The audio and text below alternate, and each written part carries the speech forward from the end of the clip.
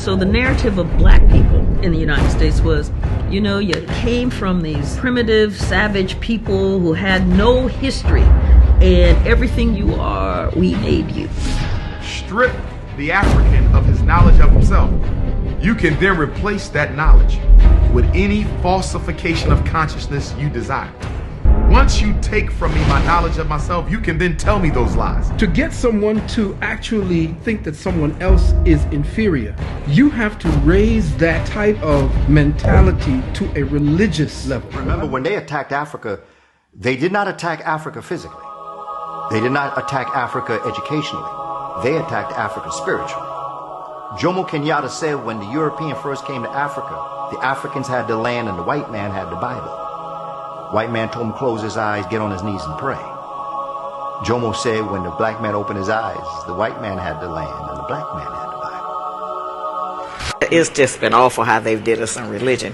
And our people tend to think that even those who feel that they know that white Americans have mistreated us, their grandchildren or great-grandchildren still mistreating us in a lot of ways, they still believe, well, but nobody would lie about God, when that's not true. People who are trying to subjugate another people and turn them into slaves, not just physically, but mentally, then they certainly would try to teach them that God looks like me. We thought the only God we had was the one that white people gave us, which was Jesus, okay? And he looked like them. And when we saw them, psychologically, we would transfer that was deity. If it really was unimportant what he looked like, then why didn't he look like some of the majority of the people on earth?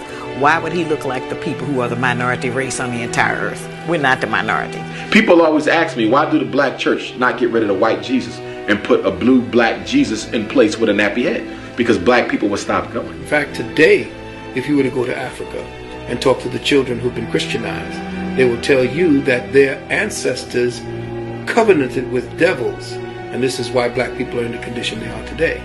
So turn to Christianity, and of course you turn to the oppressor's religion, and then you eat the gruel that they give you, and at the bottom it says Jesus saved you. Of course, you're conditioning that person for another 1,000 years. Christ.